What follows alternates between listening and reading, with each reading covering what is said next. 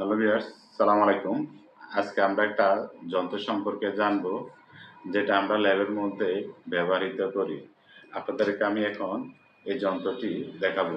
আপনারা সবাই দেখুন, যন্ত্রটি অনেকে চিনে থাকেন। আমরা যারা ল্যাবরেটরির মধ্যে কাজ করি, তারা সকলে এই যন্ত্রটি জানেন বা চিনেন। এই যন্ত্রটি যা খুবই অল্প পরিমাণ তরল পদার্থ বা মাইক্রোলিটার একক পরিমাপের জন্য বা স্থানান্তরের জন্য এটি আমরা ব্যবহার করে থাকি। এই মাইক্রোপিপেটটি জার্মানের বিজ্ঞানী ১৭৫৭ সালে আবিষ্কার করেন।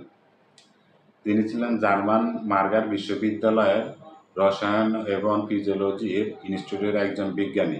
এই মাইক্রোপিপেটের ধরন হচ্ছে দুই ধরনের।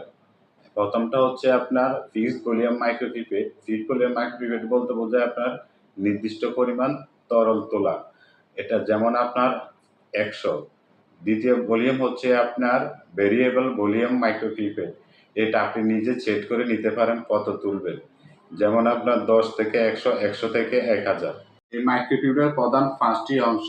এই ৫টি অংশ এখন আপনাদেরকে আমি দেখানোর চেষ্টা করব। আপনারা ধৈর্য সহকারে দেখুন। ৫টি অংশ, প্রথমটা হচ্ছে আপনার প্লাঞ্জার, মানে রিএজেন্ট কতটুকু আপনি এটা থেকে তুলবেন আবার বের করবেন, মানে বের করা আর ছেড়ে দেওয়া, এটাকে বলে আপনার প্লাঞ্জার। এখন আপনাদেরকে আমি প্র্যাকটিক্যালে দেখাবো। দেখুন, আপনারা বের করব আবার নিব। যখন আমি এই বোতলটার থেকে ডিস্টিল ওয়াটার নিলাম, কতটুকু নিলাম আবার ছেড়ে দিলাম, এটাকে বলে আপনার প্লাঞ্জার। দ্বিতীয় হচ্ছে আপনার ভলিউম অ্যাডজাস্টমেন্ট নোব। ভলিউম অ্যাডজাস্টমেন্ট নোব হচ্ছে আপনি মাইক্রোপিপেটে কত আপনার সেট করে নিলেন। মাইক্রোপিপেটে আপনি কত সেট করে নিলেন, ১০০ নিলেন, ১৫০ নিলেন বা ২০০ নিলেন, সেটাকে বলে ভলিউম অ্যাডজাস্টমেন্ট নোব।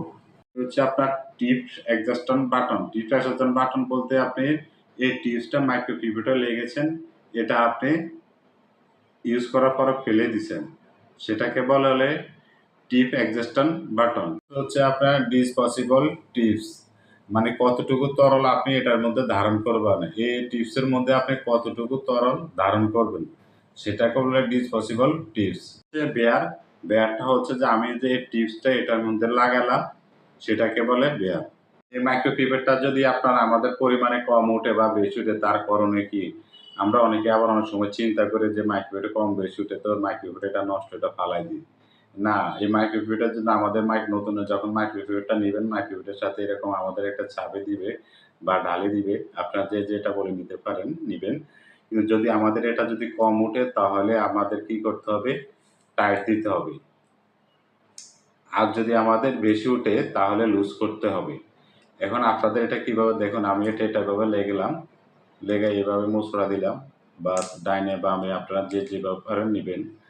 আর এটা যদি যখন আমাদের এটার সাথে আমাদের আরও কিছু জেল দেওয়া জেল দেওয়া আছে, এই জেলটাও এখন আপনারা এটার সাথে যে জায়গায় জাম ধরে, এই জায়গায় মিক্স করতে পারবেন, এই জায়গায় মিক্স করতে পারবেন, এই জায়গায় করতে পারবেন, জাস্ট এটাকে মুভমেন্ট ফ্রি করার জন্য।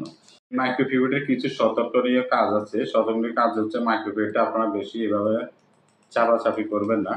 মাইক্রোপিপেট নির্দিষ্ট জায়গায় রাখবেন সোজা করে। যদি আপনি সোজা করে না রাখেন, তাহলে এটা আপনার ভুল হওয়ার পরিমাপে ভুল হওয়ার সম্ভাবনা অনেক বেশি থাকে। টিপস ব্যবহার করে এটা আপনারা বদলাবেন। সকলে ভালো থাকবেন। আল্লাহ হাফেজ। সালাম আলাইকুম।